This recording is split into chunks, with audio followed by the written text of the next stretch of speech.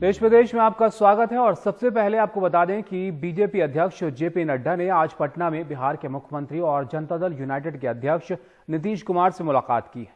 ये मुलाकात नीतीश कुमार के सरकारी निवास पर हुई है और मुलाकात के दौरान एनडीए की चुनावी रणनीति और सीटों के बंटवारे को लेकर बात हुई है। इस बैठक में चिराग पासवान के बयानों का मुद्दा भी उठा, जो पिछले कुछ वक्त से नीतीश पर हमलावर रहे हैं। ये भी खबर आ रही है कि 15 सितंबर तक सीटों के बंटवारे को लेकर अंतिम फैसला हो सकता है। बैठक के बाद जेपी नड्डा ने आत्मनिर्भर बिहार अभियान की शुरुआत की। इस दौरान नड्डा ने कहा कि नीतीश कुमार के नेतृत्व में बीजेपी और एलजेपी मिलकर चुनाव लड़ेंगे और जीत हासिल करेंगे। नड्डा ने यह भी कहा कि आत्मनिर्भर बिहार अभियान से बिहार की तकदीर बदलेगी और बिहार मुख्यधारा में शामिल होगा।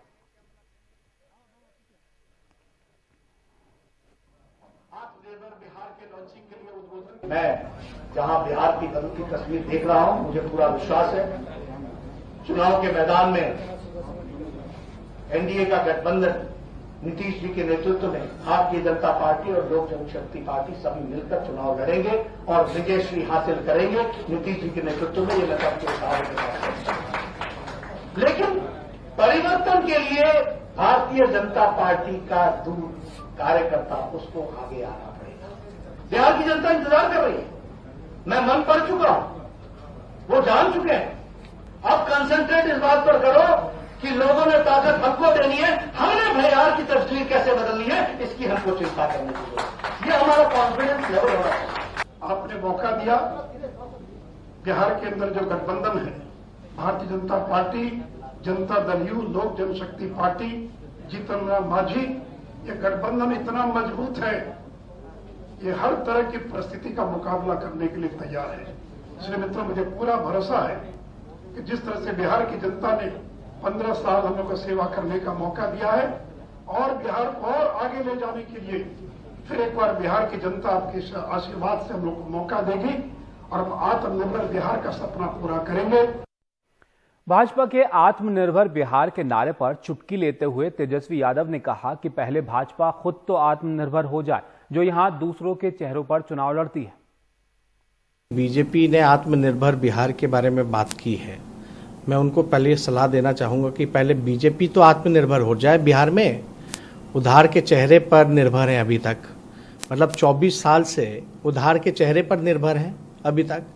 तो पहले बीजेपी तो आत्मनिर्भर हो जाए। पहले बिहार में दिल्ली से लेकर के पटना तक इनकी सरकार है, ऊपर से लेकर के नीचे तक इनकी सरकार है। तो अब तक इन्होंने आत्मनिर्भर बिहार को क्यों नहीं बनाया? तो देखिए, विधानसभा चुनाव बिहार में करीब है, उसको लेकर जो राजनीति है वहां पर तेज हो गई है, बयानबाजी भी शुरू हो गई है। और इस मामले पर ज्यादा जानकारी के लिए चलते हैं हमारे सहयोगी मनीष कुमार के पास। बीजेपी के राष्ट्रीय अध्यक्ष जेपी नड्डा जब बिहार के मुख्यमंत्री नीतीश कुमार से मिलने पहुंचे तो उनके साथ बिहार बीजेपी के कई वरिष्ठ नेता मौजूद थे। इस बातचीत के दौरान न केवल सीटों के बारे में बल्कि आगामी विधानसभा चुनाव को लेकर एनडीए की क्या रणनीति होगी, क्या फोकस होगा, कैंपेन का क्या फोकस होगा, इसके बारे में भी चर्चा हुई। लेकिन सीटों के तालमेल के बारे में औपचारिक घोषणा जेपी नड्डा के दिल्ली जाने के बाद होगी।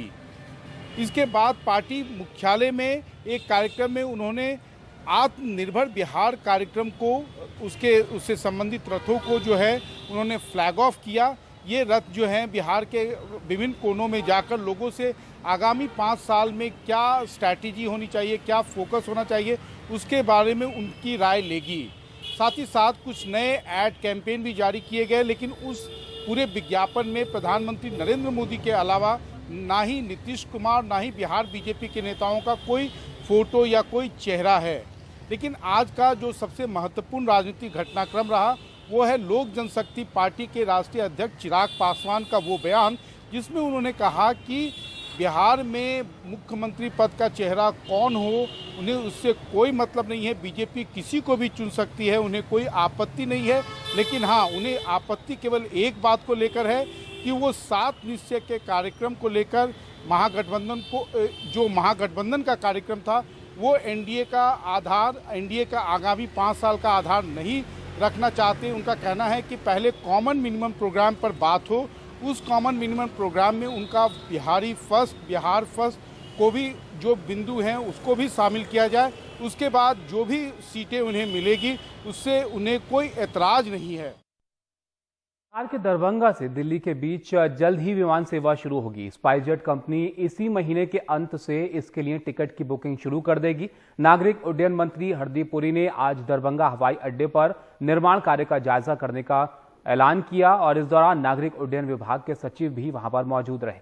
मिथिलांचल के प्रसिद्ध कवि कोकिल विद्यापति के नाम पर रखे गए इस एयरपोर्ट का शिलान्यास 24 दिसंबर 2018 को बिहार के मुख्यमंत्री नीतीश कुमार और तत्कालीन नागरिक उड्डयन मंत्री ने किया था। उत्तर प्रदेश के महोबा के सस्पेंड हुए एसपी मणिलाल पाटीदार और एक थाना प्रभारी देवेंद्र शुक्ल पर एक व्यापारी की हत्या की कोशिश और हत्या की साजिश रचने के आरोप में केस दर्ज किया गया है। जिले के एक व्यापारी इंद्रकांत त्रिपाठी ने 5 सितंबर को एक वीडियो वायरल कर एसपी मणिलाल पाटीदार पर हर महीने 6 लाख रुपए रिश्वत देने का आरोप लगाया था। वीडियो में उन्होंने कहा था कि काम मंदा होने की वजह से जब 6 लाख देने में मजबूरी जताई तो एसपी ने उन्हें जान से मारने की धमकी दी। वीडियो वायरल होने के 2 दिन बाद ही इंद्रकांत को गोली मार दी गई थी और गोली इंद्रकांत की गर्दन में लगी थी और उनकी हालत गंभीर है। इस घटना के बाद 9 सितंबर को एसपी मणिलाल पाटीदार को सस्पेंड कर दिया गया था और देर रात उनके खिलाफ केस दर्ज किया गया है। मध्य प्रदेश के इंदौर के मेडिकल की छात्रा ने एक शॉपिंग मॉल की 3री मंजिल से कूदकर जान देने की कोशिश की है। छात्रा की जान तो बच गई है लेकिन उसे गंभीर चोटें आई हैं। घटना कल सुबह की है। इस छात्रा के पति ने 2 दिन पहले ही आत्महत्या कर जान दे दी थी। छात्रा के पति उज्जैन में एक कॉन्ट्रैक्टर थे और अपने सुसाइड नोट में पति ने अपनी मौत के लिए स्थानीय नगर निगम के 2 इंजीनियरों को मौत के लिए जिम्मेदार ठहराया था। दोनों की शादी 15 दिन पहले ही हुई थी। और आपको बताएं कि प्रधानमंत्री नरेंद्र मोदी ने आज पीएम आवास योजना के तहत बने 1 करोड़ 75 लाख घरों का उद्घाटन किया। इस कार्यक्रम को गृह प्रवेश नाम दिया गया था, जिसमें पीएम वीडियो कॉन्फ्रेंसिंग के जरिए जुड़े। इस दौरान पीएम मोदी ने योजना का लाभ पाने वाले लोगों से बात भी की। इस कार्यक्रम में मध्य प्रदेश के मुख्यमंत्री शिवराज सिंह चौहान भी मौजूद रहे।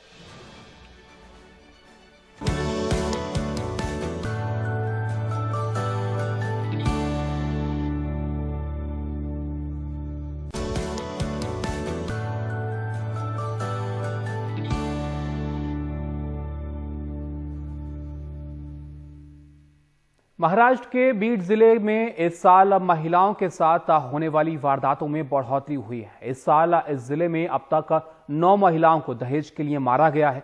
महिलाओं के साथ मारपीट और इसी तरह की कई दूसरी शिकायतों में भी इजाफा हुआ है। बीड के पर्ली तालुका में रहने वाले मनोहर काल एक किसान हैं। सूखाग्रस्त बीड में बड़ी मुश्किल से अपना घर का गुजारा करते हैं, पर फिर भी अपनी बेटी मनीषा की शादी के लिए पिता ने जो कुछ पैसे थे उसे दहेज के रूप में दिया। अपनी बेटी की शादी एक शिक्षक से करवाने के बावजूद पिता ने 15 तोला सोना का इंतजाम किया, पर शादी के कुछ महीने बाद ही ससुराल वालों ने बेटी पर दबाव डालकर बाइक के लिए 2 लाख रुपए की व्यवस्था करने की मांग की। लॉकडाउन में परिवार के पास पैसे नहीं बचे थे। इनकी बेटी को ससुराल में सताए जाने लगा। फिर एक दिन मनीषा की मौत की खबर आई। मनीषा की मौत को आत्महत्या का रूप देने की कोशिश की गई, पर पुलिस की पूछताछ के बाद आरोपी ने हत्या की बात कबूली। लग्न आता 14 महीने झालेलं होतं लग्न होऊन। शादी से पहले भी मेरे सर पर कर्ज था।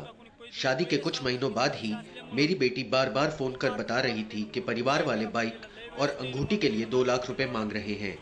मेरे पास पैसे ही नहीं थे।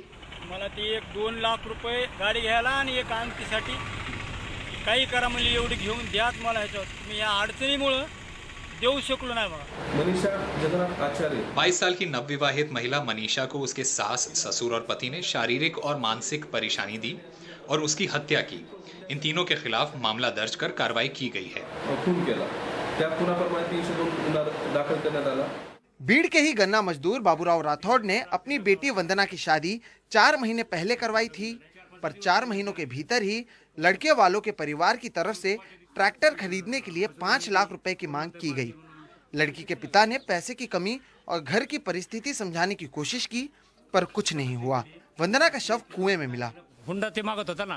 मैंने मेरी बेटी को दहेज की वजह से खोया है। शादी के समय भी पैसे दिए और उसके बावजूद लगातार पैसे की मांग की जा रही थी। मुद्दाम पैसे मागत होते ते। तर त्याचं चांगलं लग्न करून दिलं तर त्रास खूप होते त्याला। हमारी 5 बेटियां हैं, पैसे हमारे पास बचे नहीं थे। बेटी का फोन आ रहा था तो कहते थे लॉकडाउन खत्म होने दो, कुछ इंतजाम करते हैं।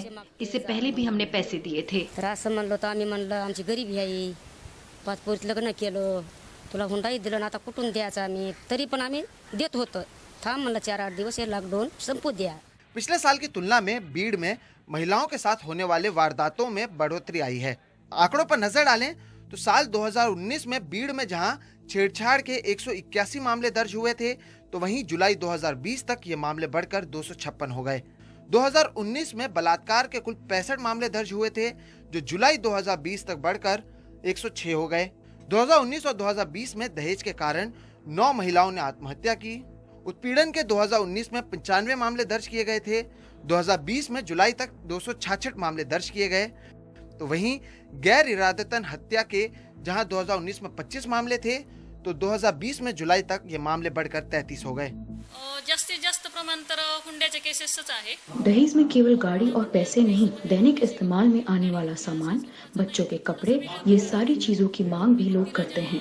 लड़की की आर्थिक जिम्मेदारी घर वाले नहीं लेते हैं। मुलांचा खर्च असेल तो तिला माहेरून घेऊन यायला सांगतात, म्हणजे तिची आर्थिक जबाबदारी सासरचे लोक स्वीकारत नाही। महाराष्ट्र सहित देश भर में ना जाने ऐसी कितनी महिलाएं हैं जिन्हें हर रोज इसी तरह की परेशानी का सामना करना पड़ता है। प्रशासन की ओर से इनके लिए कई सारी योजनाओं की शुरुआत की जाती है, लेकिन ये योजनाएं केवल स्लोगन बनकर इस तरह से दीवारों पर लगाई जाती हैं, क्योंकि जो हकीकत है वो एक दूसरी दास्तां बयां करती है। भीड़ से मनोज सातपुते के साथ मुंबई से Sohit Mishra, NDTV India. Corona के बढ़ते मामलों के बावजूद कई जगहों पर लोग मास्क पहनने में लापरवाही बरत रहे हैं। पुणे में ऐसे ही नियमों का उल्लंघन करने वाले लोगों का पुलिस ने चालान काटा। पुणे की सिटी पुलिस ने 2 सितंबर से 10 सितंबर के बीच मास्क न पहनने पर 27,000 से ज्यादा लोगों के चालान काटे और 1 करोड़ 39 लाख रुपए से ज्यादा का जुर्माना वसूला। शहर में मास्क न पहनने पर 500 रुपए और सार्वजनिक स्थान पर थूकने पर 100 रुपए का जुर्माना है। शिमोगा के ग्रामीण इलाके में स्थित स्कूल को स्थानीय लोगों ने मिलकर रेलवे स्टेशन की थीम में रेनोवेट किया है। इस सरकारी स्कूल को रेलवे स्टेशन की तरह बनाया गया है और क्लासरूम को ट्रेन के डिब्बों की तरह रंगा गया है। दरअसल क्लास 1 से लेकर 7 तक के इस स्कूल में सिर्फ 22 बच्चे पढ़ते हैं और सुविधाओं के अभाव में ज्यादातर लोग निजी स्कूलों का रुख करते हैं और ऐसे में इस अनोखी कोशिश से सरकारी स्कूल की तरफ लोगों का ध्यान आकर्षित करने की कोशिश के तौर पर इसे देखा जा सकता है। बनारसी साड़ी देश विदेश में प्रसिद्ध है, लेकिन कोरोना की वजह से लगे लॉकडाउन की वजह से साड़ी उद्योग को भी खासा नुकसान हुआ है। हालांकि अनलॉक शुरू होने के बाद से दुकानें खुलने लगी हैं तो खरीदार भी धीरे धीरे बढ़ रहे हैं। पहले जैसे खरीदारी होती थी वैसी तो नहीं है, लेकिन दुकानें खुलने से बनारसी साड़ी के दुकानदार खुश हैं।